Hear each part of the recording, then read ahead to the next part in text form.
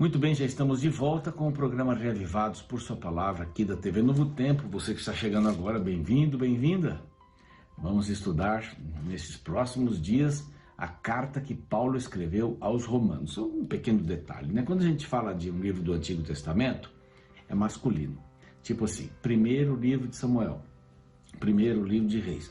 Quando a gente fala de um livro que é dividido, uma carta que é dividida, primeiro, segundo, terceiro, é feminino que é carta. Né? Então nós estamos na carta de Paulo e vamos ter lá 1 Coríntios depois, etc. 1 Timóteo, são números, números não, né? São palavras femininas, tá bom? Que segue aqui o feminino, tá bom? Então vamos lá, Romanos é uma carta que Paulo escreveu, como já disse, 56, ali talvez alguns acham 57 também, nessa terceira viagem, e ele coloca aqui algumas coisas muito importantes. Primeiro, há uma divisão entre os gentios e os judeus. Os judeus, convertidos ao cristianismo, eles acreditavam que todos aqueles ritos do santuário e outros ritos mais deveriam ser cumpridos também pelos cristãos. Então isso criou aí um desgaste bastante grande. E Paulo foi o paladino aí, orientando as igrejas a não caírem neste erro. Por exemplo, a circuncisão, e aqui ele fala sobre a circuncisão. Aqui ele também fala sobre o batismo, a importância do batismo. Ele fala sobre o sacrifício de Cristo também. Vai sempre falar sobre a ressurreição. Paulo é o camarada da ressurreição, né? Nós vimos em Atos ele pregando para aquelas pessoas lá sempre a ressurreição. Ele colocou, Jesus ressuscitou e esse ressuscitou. Então essa era a grande nova. E nós deveríamos estar muito satisfeitos com isso e deveríamos estar também muito alegres e propagar a ressurreição de Cristo. Porque não aconteceu só aquela sexta-feira, naquela sexta-feira a morte de Cristo. No domingo houve a ressurreição de Cristo. E depois ele ascendeu aos céus de uma maneira espetacular, maravilhosa. Bom, então são esses dados, a gente vai voltando, vai explicando alguma coisa mais o contexto, à medida que a gente for progredindo aqui no estudo. Neste capítulo 1, estão né, em 2 versos bíblicos, ou está em 2 versos bíblicos, o tema, não é? Está a intenção de Paulo aqui. Ele quer pregar para esses cristãos em Roma, a igreja não foi ele quem fundou, mas ele queria deixar para estes um caminho seguro. E vai falar sobre a justiça de Deus. Então praticamente esse livro todo, essa carta toda fala sobre a justiça de Deus. Eu vou falar ora carta, ora livro, porque é grande, né? Então me perdoem, vão entendendo que é uma carta, né? Por aí. E é tão grande que ela parece um livro também, né? Uma carta maravilhosa. Mas nos versos 16 e 17 nós temos o cerne de todo o livro. Não só do capítulo, mas de todo. É o tema do livro. Muito importante. Vou só ler aqui para você.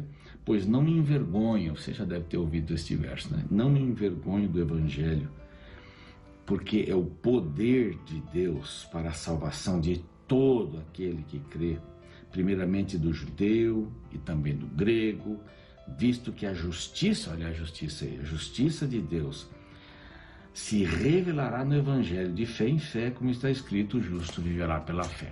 Está aqui. São os 2 versos centrais aqui, que tocam exatamente em tudo aquilo que Paulo vai falar neste livro, nessa carta livro aqui. Bom, ele apresenta primeiro as suas credenciais, não é, nessa jornada, e eu vou dar aqui um rápido vislumbre desses primeiros capítulos. Por quê? Porque um bloco grande, ele termina no verso 17 aqui. Depois, ainda nesse primeiro capítulo, do 18 para frente, é um outro bloco. E aqui a gente vai encontrar até do primeiro capítulo, verso 18, até o capítulo 3, verso 20, é um blocão só. Vai falar sobre um assunto. Primeiro bloco, preparando para Roma. Então aqui ele mostra suas credenciais, aqui depois ele expressa a sua preocupação, quais as ideias, né? E menciona aqui, depois, a partir do verso 16, afirma a sua convicção. Qual é a sua convicção? São os 2 versos que eu já li aqui. Pois não me envergonho do Evangelho, é o poder, é o poder. A partir do verso 18, digo melhor, ele fala que a humanidade é culpada, não é? É culpada, toda a humanidade é culpada. Fala aqui do mundo gentil culpado, fala do mundo judaico culpado já no capítulo 2, e depois lá no capítulo 3 é um outro bloco, no verso 9 para frente, ele fala que o mundo todo é culpado. E aí vai para o capítulo 4, né? A justificação exemplificada ou ilustrada até o verso 25, e daí para frente, mais ou menos um capítulo para cada bloco, tá? Só para a gente ter uma ideia do que a gente vai falar hoje. Então ele estava preparando-se para Roma, ele queria passar em Roma também. Ele diz que Paulo, nas credenciais, Paulo, apóstolo, pregador, não é? Aquele que estava interessado nas pessoas, que cuidava das pessoas que estavam se tornando, foi designado Filho de Deus, está falando sobre Jesus, e com poder, segundo o Espírito da Santidade, verso 4, pela ressurreição dos mortos, a saber, Jesus Cristo. Então, ele falava a respeito deste Senhor Jesus Cristo, que foi ressuscitado. Olha, como eu disse para você, ressuscitado. Ele sempre menciona isso, foi ressuscitado. Então, deixa um pouquinho mais rápido aqui. Ele tinha uma missão para com os gentios. Ele coloca aqui no verso 5 a sua missão, e ele diz que todos também foram chamados. Aqui não é um chamado de... são chamados para serem missionários e tal, não, são chamados para serem dedicados ou dedicar a vida a Jesus. Então todos nós também fomos chamados para dedicar a vida ao Senhor Jesus. Importante isso daqui.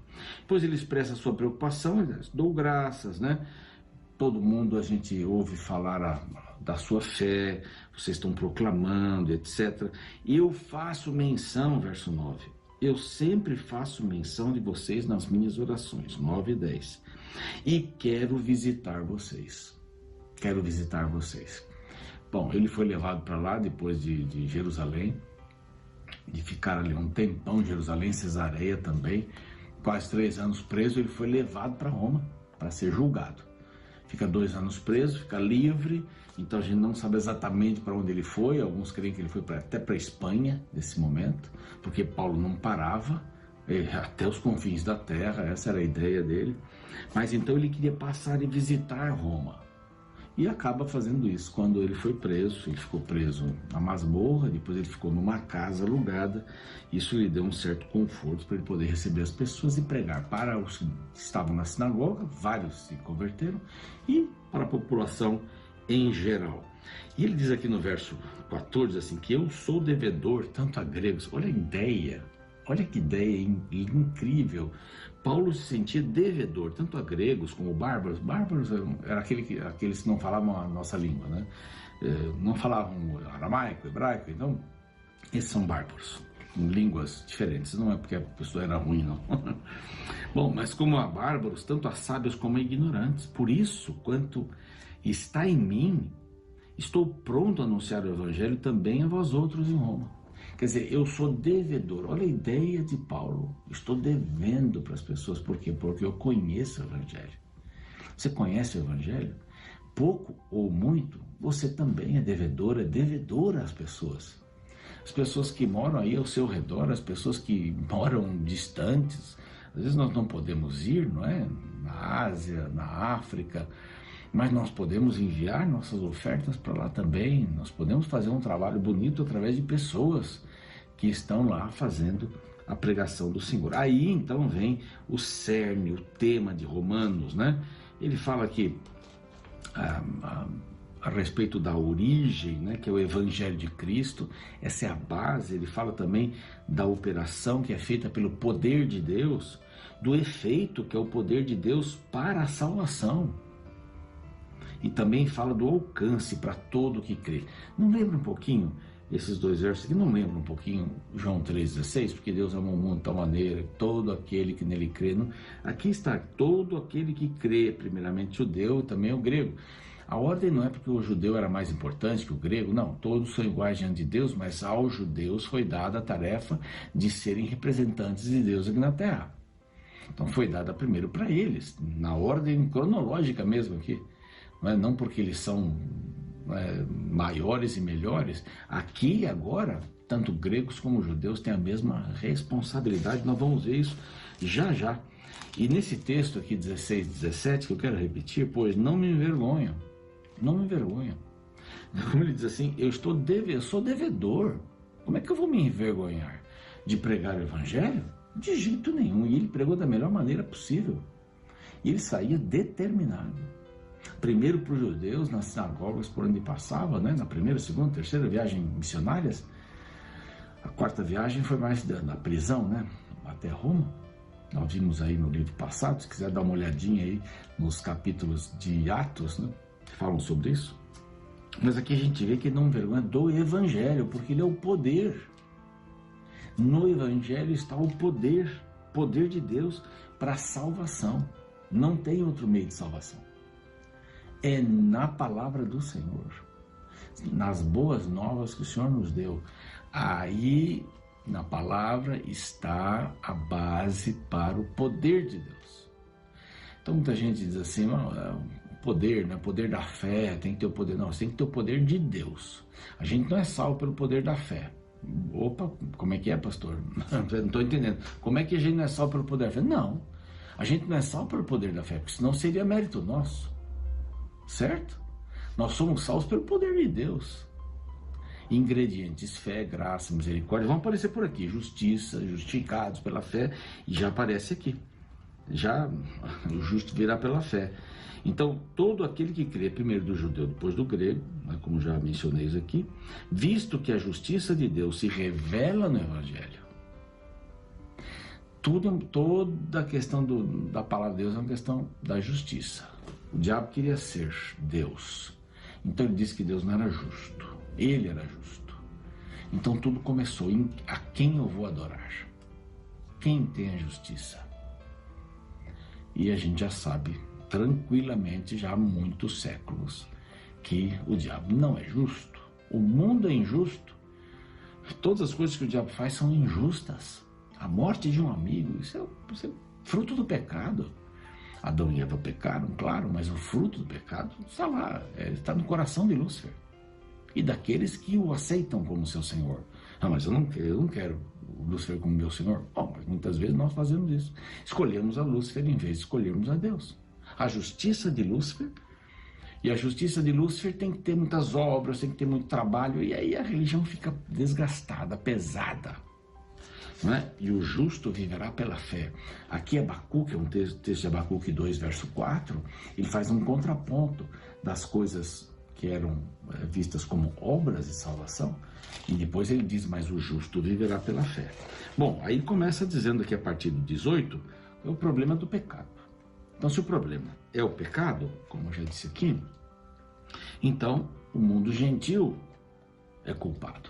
Mas o mundo judaico também é culpado, como a gente vai ver aqui a partir do capítulo 2. Mas aqui vem rasgos assim. É a universalidade do pecado. Todos pecaram. A ira de Deus se revela, verso 18, do céu contra toda impiedade. Toda impiedade. E perversão dos homens que detêm a verdade pela injustiça. Então aqui eu vou resumir bem, porque o tempo já foi.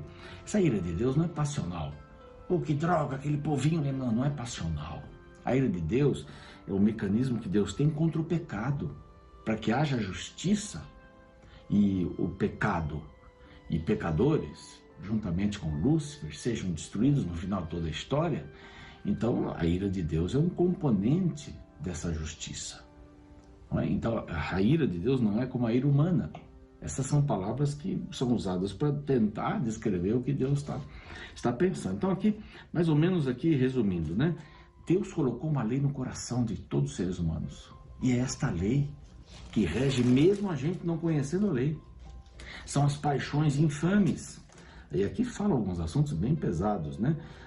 Os homens e as mulheres, através de métodos não naturais de relações físicas e sexuais, eles perverteram também, porque eles adoraram outros deuses em forma humana, quadrúpedes, répteis e tudo mais. Então, aqui eles são reprováveis. Os seres humanos são reprováveis. Aí tem uma lista enorme aqui Deus coloca a lei no coração do homem, na mente do homem, e o homem está cheio de injustiça, malícia, avareza. Aqui tem uma porção de adjetivos negativos, né? Não somente fazem estas coisas, mas também aprovam os que praticam.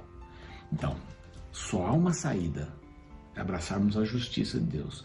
O Evangelho veio dizer assim: ei, mundo, vocês são gentios, vocês têm a lei dentro do coração. Todo mundo sabe que matar, roubar não é uma coisa boa. Deus colocou a lei no coração, os 10 mandamentos, o amor ao próximo e amor a Deus. Deus colocou isso. Então vocês não são passíveis de não reprovação, vocês são reprováveis, porque passaram por isso. E no capítulo 2, amanhã, a gente vai ver que os judeus também. Então, nós precisamos do Evangelho. Nós temos o dever de pregar o Evangelho. E aqui nós temos uma palavra maravilhosa de Paulo, dizendo que o Evangelho é o poder de Deus. Abraça esse poder agora. Vou estar aqui orando por você. Que você tenha uma bênção muito especial nesse dia. Pai querido, derrama sobre todos nós o teu poder, a tua paz, a tua alegria, porque nós conhecemos o Evangelho e agora ele tem que nos trazer paz, esperança, um desejo incontrolável de transmitir a outros. Somos devedores a outros. Fortalece-nos pela fé em Cristo. Amém.